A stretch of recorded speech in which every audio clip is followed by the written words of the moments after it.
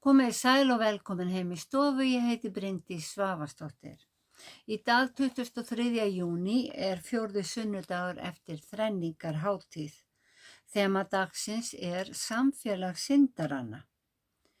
Í lexíunni kom orð Drottins til Sakaría og sagði: Fellið réttláta dóma, sýnið hver öðrum miskunnsemi og samúð.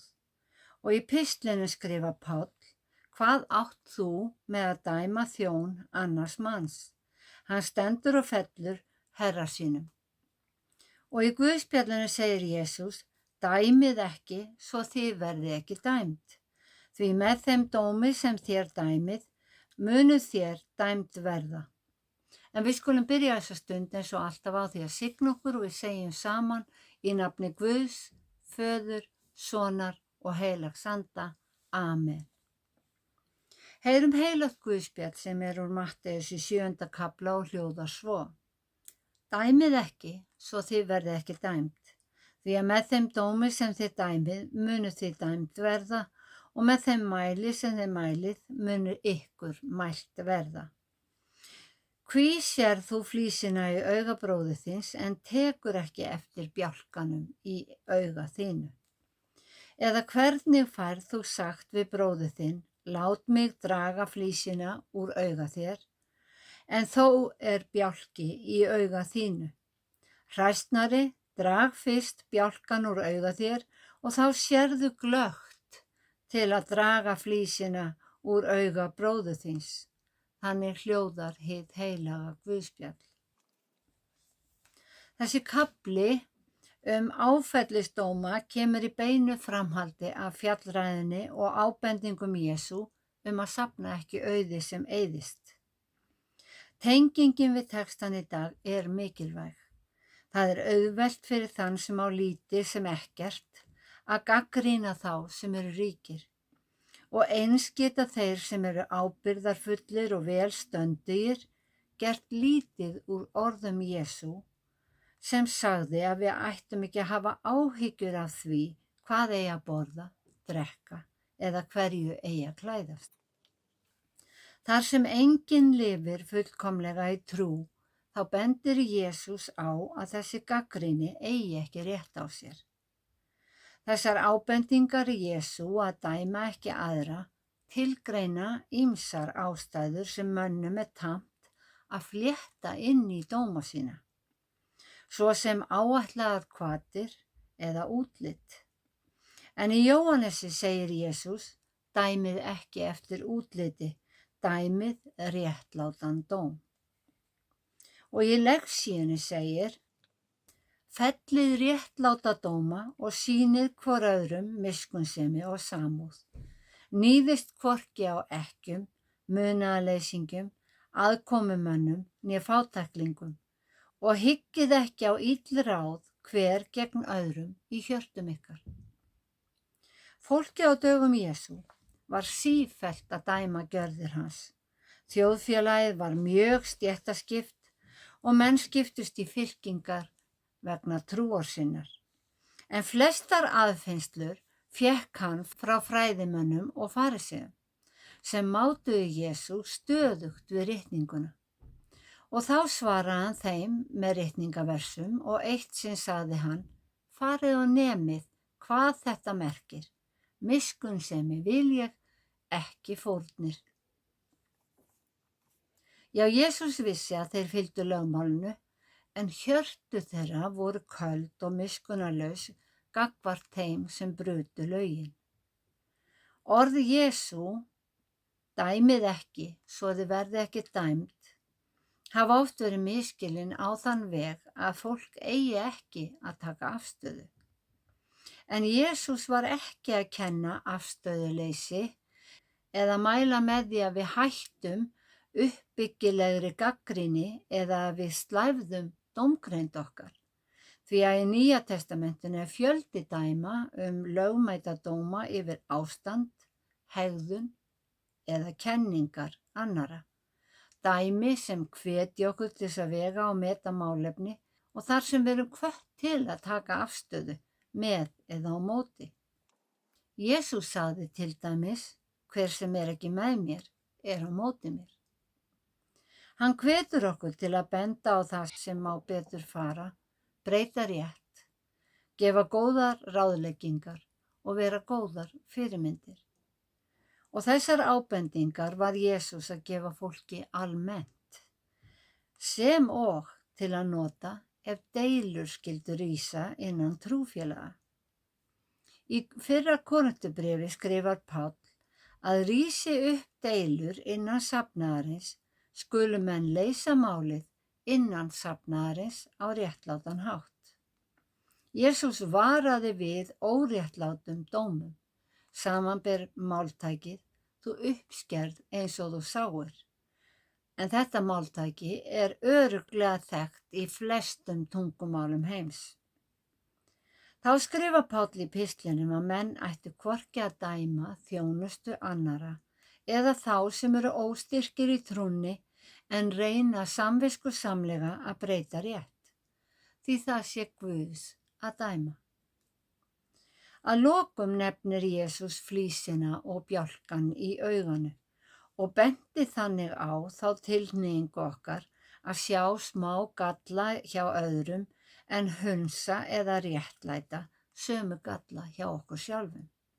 Sem sagt, við eigum að horfa í eigin barm. Í framhaldi þessa hvetur Jesús fylgjendur sína til að halda utanum og varðveita boðskapinn. Hver og einn þarf að rækta sína trú sem er kannski undir stöðugu áreiti frá öðrum. Hann sagði, gefið ekki hundum það sem heilagt er og kastið ekki perlum fyrir svín. Boðskapurinn er heilagur og orð Guðs eru perlur.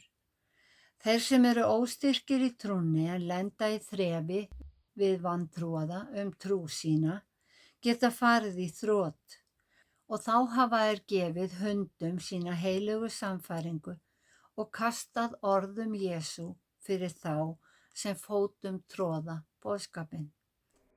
Hundar og svín voru samkvæmt lögum Móse óhrein dýr og tákna hér fólk með illan tilgang.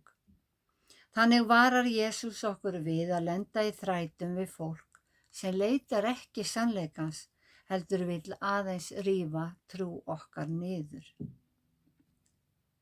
Í lexíunni hvetur Páll menn til að taka vel á móti nýjum trúfélögum og virða þær venjur sem þeir telja sig verða að fylgja. Hér á Páll við gyðinga sem lifðu eftir lögum Móse, það héldu hvíldardaginn og fylgdu lögum óhreinan mat. Hann skrifaði, einn er þeirra trúara alls megi neita, annar er veikur í trúnni og neytir einungis jurtafæðu.